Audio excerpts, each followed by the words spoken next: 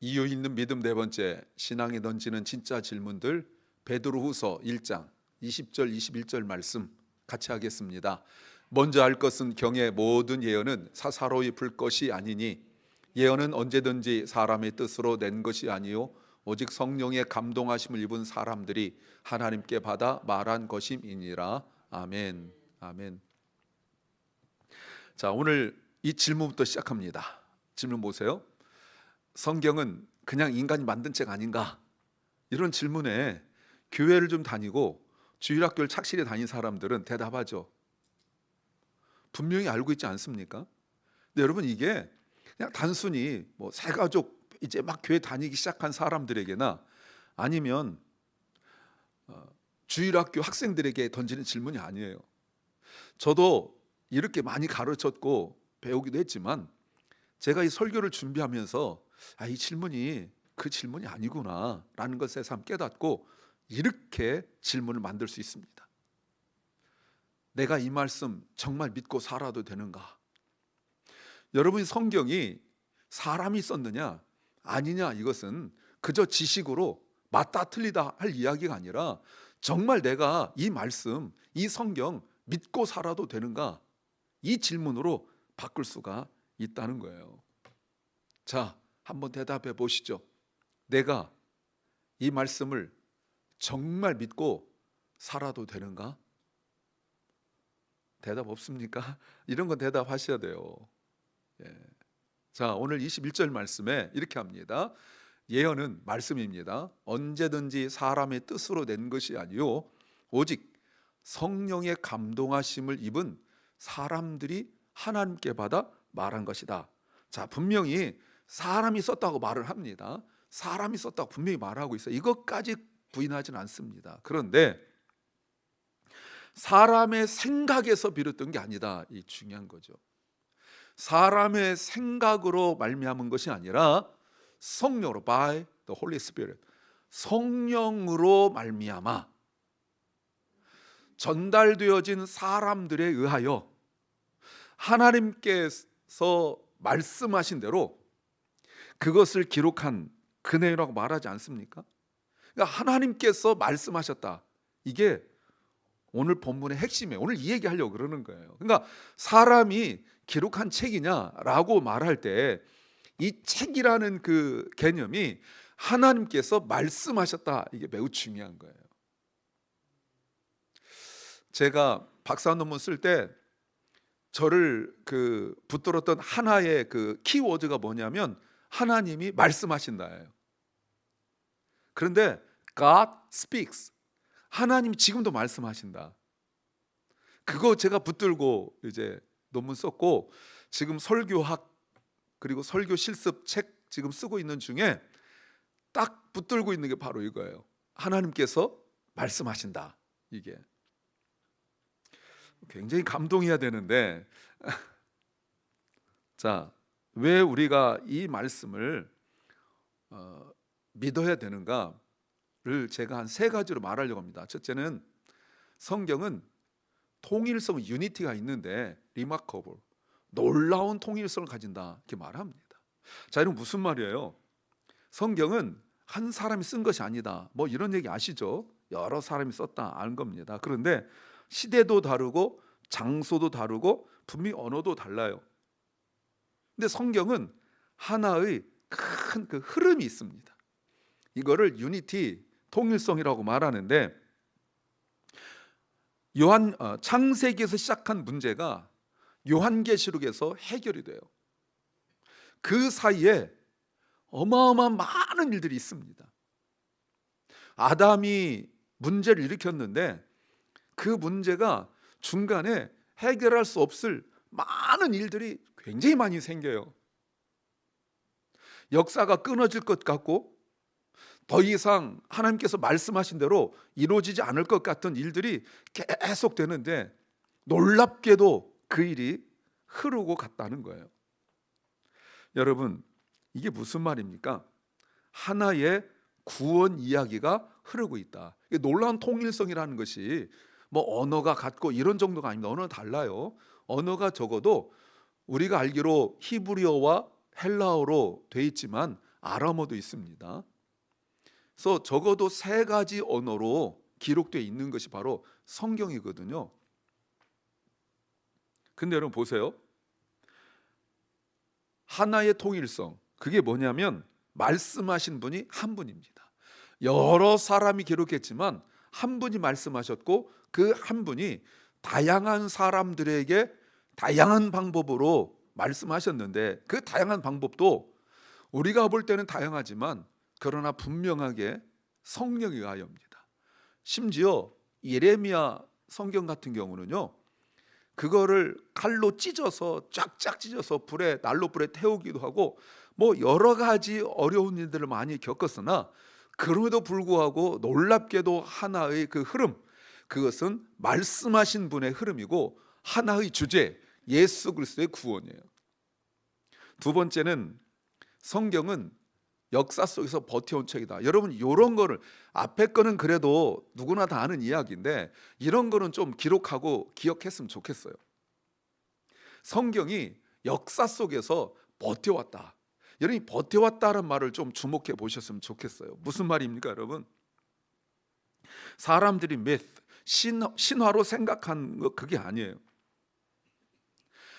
성경은요, 삶의 현장으로 들어가 가지고 그 속에서 많은 사람들, 많은 도시, 실제 많은 민족들 속에서 성경은 거쳐왔고 수없이 그저 학자들 의하여, 믿음 좋은 신학자들 의하여, 믿음 좋은 목사님들 의하여 기록되고 보존된 것이 아니라 삶으로 들어갔고 그 속에서 기록되어졌고 그 속에서 검증된 책이라 이 말입니다.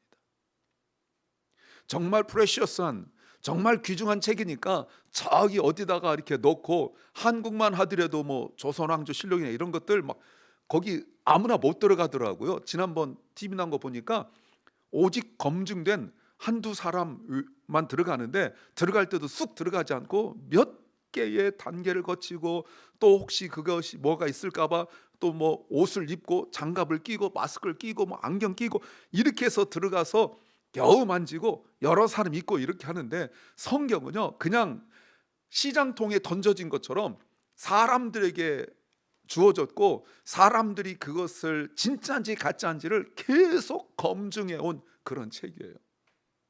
성경은 아주 끈기가 있고 성경은 쉽게 물러나지 않는 책입니다. 시간이 지나면서 그것이 물론 역사와 고고학을 통하여서 계속 확인되어 있지만 그게 중요한 것이 아니에요. 성경은 역사를 피하는 책이 아닙니다. 성경은 저쪽에서 너 가짜야 라는 말에 아 그래? 그럼 난 피하지 뭐 하고 산속으로 들어간 책이 아니라, 성경은 너 가짜야 라고 하는 그 말에 저항하면서 투쟁하면서 성경이 가짜가 아니라는 것을 계속 증명해 가면서, 대다수 사람들이 지금도 성경을 믿지 않는 사람이 더 많잖아요. 그죠? 여러분 미국에서, 기독교 국가라는 미국에서도요 성경이 하나님 말씀이라고 믿는 사람이 여러분 예전에 90몇 프로 그랬는데 얼마 전 50%밖에 안 돼요. 미국에서조차. 한국은요 더 적죠. 안 믿는 사람들이 더 많아요, 예수 믿는 사람보다. 근데 예수 믿는다는 사람들 중에서도 성경이 진짜 하나님 말씀이라고 믿는 사람 많이 없습니다. 그렇다고 해서 성경은 그들을 피하지 않아요. 그들과 맞닥뜨리고 그들에게 저항하고 성경이 진짜라는 책을 계속 역사 속에서 견디고 버티고 그런 책이에요. 성경은요 목사나 신학자들의 그 검토를 거친 책이 아니라 성경은 세상의 검토를 거친 책이에요. 말도 안 되는 주장들을 가지고, 말도 안 되는 이론을 가지고, 정말 말도 안 되는 지식을 가지고 진리인 성경 앞에 들이밀어도 성경은 그걸 피하지 않습니다. 다만 안타까운 것이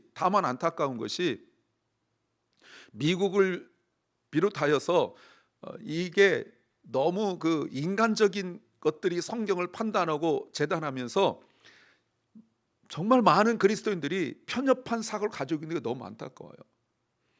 제가 미주중앙일보 칼럼에 길게 썼었는데 오바마 대통령 때 결정된 것 때문에 제가 칼럼을 길게 쓴 적이 있었는데 진화론이 미국에 발도 못 붙였었어요. 완전히 청교도가 지배할 때.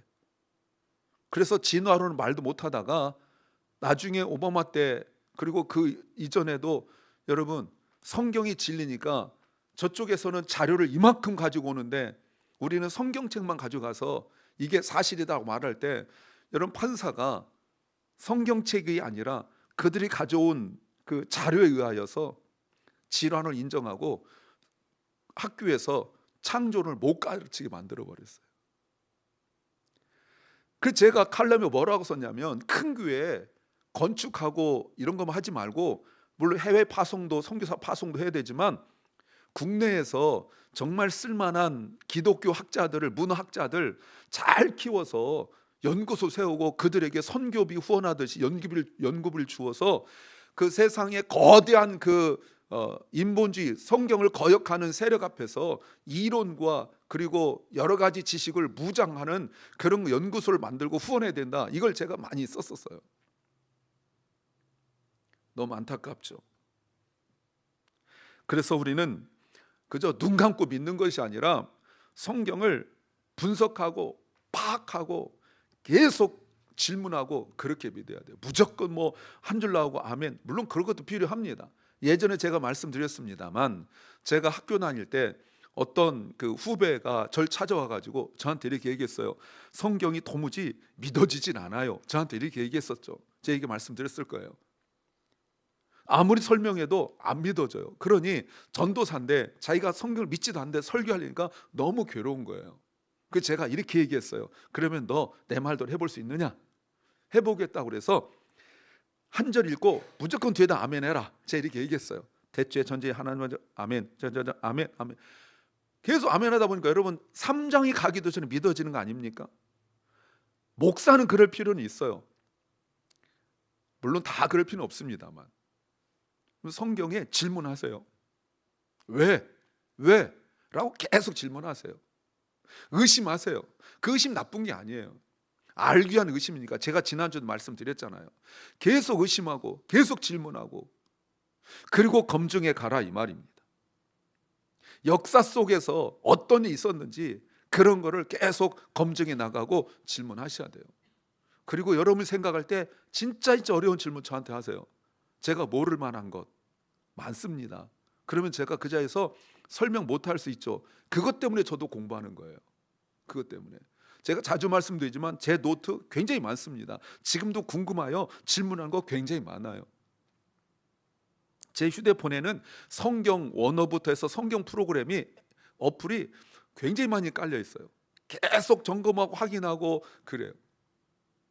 가끔 이렇게 목사님들께 만나면 잘 안 만나려고 하지만 만나서 이상한 소리 하면 마치 문자 온 것처럼 고개 쳐박고 이렇게 해서 성경 원어 프로그램 틀어놓고 문자 보내는 것처럼 이렇게 공부하고 있어요. 네. 계속 공부하셔야 돼요. 세 번째는 성경은 전달 과정 속에서도 숨길 것이 없는 책이에요. 무슨 말인지 여러분 아십니까? 사람들이 성경에 대하여 의심합니다. 마치 특별한 어떤 사람들에게만 이렇게 전달되어져서 우리가 뭐 영화 같은 거 보면 무슨 비밀의 책 같은 거 있잖아요. 그래서 그 몇 사람만 볼 수 있는 그런 책이 아니라고 말씀을 드렸어요. 그래서 그 신학교에서 대학원에서는 다 배우는 건 아닌데 제가 강의한 학교에서도 그 가르치지 않더라고요. 저희는 사본학을 배웠어요. 어떤 하나가 있으면 그 카피에 대하여 정말 많아요. 어떤 한 단어가 그 하나에 대하여 그 카피가 몇백 개 되는 경우가 많아요. 그 속에서 견뎌온 것이 정경 캐논이에요. 사람들의 지식, 이건 상식적으로 안 되니까 사람들이 넣고 빼고 하는 것이 이미 2세기부터 있었어요. 말키온 또는 말시온이라는 사람부터 시작하여서 계속적으로 성경을 이렇게 만들고 저렇게 만들고 또 저쪽 비평주의자나 이런 사람들은 성경의 신화적인 걸 빼기도 하고 막 이렇게 막 해석해오고 이렇게 했었어요. 근데 성경 감추지 않았어요. 근데 여러분 오히려 자료가 너무 많아서 헷갈리는 것이 아니라 자료가 너무 많기 때문에 더 정확한 걸 볼 수 있는 것이 바로 성경이에요.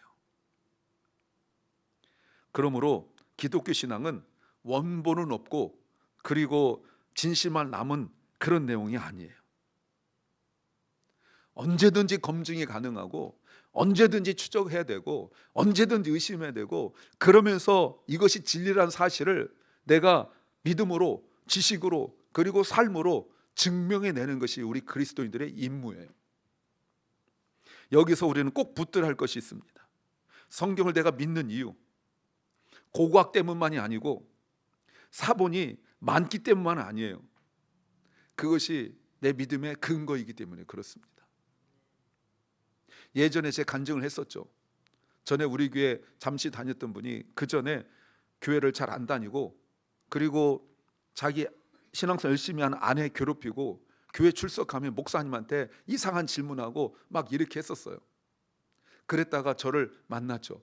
저도 만나가지고 그렇게 아무리 배고파 죽겠는데, 저 배고프면 힘들거든요. 근데 계속 얘기하는데 들은 척도 안 해요. 계속 이상한 소리하고. 그때 스타벅스에서 만났는데 제가 안 되겠다 싶어서 저 잠깐만요, 화장실 가가지고 거울 보면서 주님 지혜 좀 주세요. 근데 지혜를 달라고 기도하는데 응답이 안 와요. 오래 버틸 수가 없었어요. 문고리 잡는 사람들이 많아서. 일단 나왔어요. 앞에 앉아가지고 제가 그랬어요. 제가 목사입니다. 그러면 아유 그러셨어요? 이럴 줄 알았더니 그런데요 이러길래 제가 이렇게 얘기했어요. 그분이 또 집사님이래요. 어디서 받은 모르겠지만 집사님이래요. 집사님 말씀대로 성경이 가짜일 수 있습니다. 그런데 아직 저는 집사님, 내가 믿음이 자라고 신학적 지식이 더 많아져서 집사님 수준 정도 됐을 때 성경이 집사님 말씀하신 것처럼 가짜일 수 있다고 제가 알 수도 있겠죠. 그러나 집사님이 가짜라고 말하는 이 성경책 때문에 내가 변화되었고 여기에 내 인생을 걸었습니다. 제가 이렇게 말씀드렸어요. 그랬더니 그분이 어느 교 목사예요? 이랬어요. 그 주님의 교회 목사입니다. 그랬더니 그 주에 이분이 오셔가지고 등록했는데, 등록하는데 나보다 한참 나이 많은 분이 친구 이렇게 써가지고 새 가족에서 목사님 친구 왔다고 이렇게 한동안 다녔었죠. 그래서 믿음이 회복되고 나니까 아내가 교회는 합쳐야 된다고 데려갔어요. 성경은 우리가 해석할 수 있지만 다른 어떤 지식으로도 증명할 수 없어요. 그러나 내가 그 말씀으로 살아내는 것이 곧 증명이라고 말할 수 있습니다. 21절 다시 보십시오. 21절에 예언은 언제든지 사람의 뜻으로 낸 것이 아니요 오직 성령의 감동하심을 입은 사람들이 하나님께 받아 말한 거다. 사람의 뜻으로 난 것이 아니에요. 성령으로 충만함을 입은 사람들에 의하여 나온 거예요. 그러니까 성령으로 충만하지 않는 사람은 성경을 제대로 볼 수 없습니다. 그래서 20절 말씀에 이렇게 말하고 있죠. 먼저 할 것은 성경의 모든 예언은 개인적으로 풀 것이 아니에요. 이 개인적이라는 것은 개인적인 목적을 가지고 풀어낼 수 있는 것이 아니다, 이렇게 말할 수 있습니다. 성경은 반드시 공식적인 흐름이 있어야 되고 공식적인 인정을 받아야 되는 거예요. 성령으로 충만한지 내가 봐야 돼요. 저도 정말 많은 질문을 받았습니다. 시비 걸듯이 질문한 분도 많았고, 제가 예전에 어느 교회 가서 설교했는데 밥 먹는 자리에 딱 앉더니 저한테 원어로, 근데 목사님 오늘 설교한 것이 헬라어로 이렇게 얘기하길래, 그분이 하필이면 내가 딱 하나 알고 있는 헬라어 단어를 이야기하는 바람에 제가 그걸 설명할 수 있었어요. 근데 집사님 그것은 이겁니다, 이렇게 말했어요. 여러분, 시비 걸려고 만든 성경이 아니에요. 이제 오늘 우리가 설교를 들으면서 이 질문을 던져야 됩니다. 왜 우리는 오늘 설교를 들어야 되는가? 이게 매우 중요하죠. 지식을 늘리기 위해서도 아니고, 오늘 우리가 설교를 들어야 될 이유가 정말 내가 말씀을, 성경을 믿고 있는가? 이게 우리에게 가장 중요한 질문이라고 말할 수 있습니다. 부활하신 예수님께서 엠마오로 가던 두 제자를 만났을 때 기억나십니까? 그들은 예수님께서 부활하셨다는 소식을 듣고도 믿지 않았어요. 그리고 그들이 고향으로 가고 있었습니다. 그들의 얼굴에는 슬픔으로 가득 차 있었죠. 주님께서 그들에게 구약 성경 창세기부터 말라기까지 자신에 관한 모든 것들을 다 풀어주셨습니다. 그게 흐름이에요.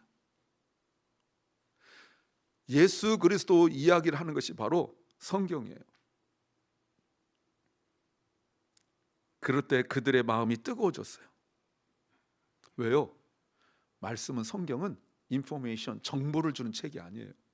죽은 심령을 살아나게 하는 거예요. 에스겔 선지자에게 하나님께서 그 마른 뼈가 있는 골짜기로 데리고 가셔서 이 뼈들이 살겠느냐 이렇게 물어보셨죠. 살 수가 없죠. 그건 그들의 낙심한 마음이었었어요. 자기들의 삶에 더 이상 소망이 없다. 그때 하나님께서 에스겔 선지자에게 저들의 마음을 향하여 선포하라. 여러분, 그냥 에스겔이 믿음으로 충만하여 선포한 거 아니에요. 분명히 뼈들은 다시 살 수 없어요. 말랐기 때문에. 그런데 하나님께서 말씀하셨기 때문에 선지자는 그 말씀의 의도를 알아요. 제가 지난번 엘에 대해서 말씀을 드렸죠. 선지자는 말씀을 마음으로 받지 귀로 받지 않아요. 그래서 영어로 말하면 to로 받지 않고 into로 받아요. God speaks to 선지자, 이게 아니고 God speaks into 선지자예요. 영어 문법으로 달라요. 틀려요. 선지자들은 말씀을 들으면 귀로 듣지 않고 마음으로 듣기 때문에 잊을 수가 없습니다. 그 말씀을 들으면 선지자들은 하나님의 의도를 알아요. 그러니 하나님께서 말씀하실 때 이 뼈들이 살겠느냐? 눈으로 볼 때 안 살죠. 그런데 하나님께서 말씀하신 의도를 알죠. 그래서 하나님 의도를 알기 때문에 삽니다 라고 말하기에는 눈으로 보니까 안 살 것 같고, 안 삽니다 라고 말하기에는 하나님 말씀 의도를 알으니까 결국 에스겔이 뭐라고 대답합니까? 주께서 하십니다, 이렇게 대답한 거예요. 요한복음 21장에서도 베드로에게 네가 날 사랑하니? 라고 물어보셨을 때 사랑한다고 말하자니 숯불 앞에서 자기가 주님을 3번 부인했고, 사랑 않는다고 말하자니 사랑하고, 그래서 뭐라고 대답했어요? 주께서 하십니다. 이게 정말 중요한 대답. 여러분 헷갈리는데 논을 하지 마세요. 논을 하지 마시고 주께서 하십니다, 이렇게 얘기했어요. 내가 믿음이 충만하고 확신이 있어서 복음 전하는 거 아닙니다. 내가 막 머리부터 발끝까지 성령으로 충만하여서 복음 전하는 거 아닙니다. 때로는 나도 믿지 못하겠고, 때로는 나도 좀 헷갈리는 것 같고, 그렇지만 말씀하셨기 때문에 그 말씀을 전하는 거예요. 그럴 때 말씀을 받는 자들 중에 놀라운 역사가 일어난 줄로 믿습니다. 사랑하는 여러분, 왜 많은 성도가 믿음이 흔들린 줄 아십니까?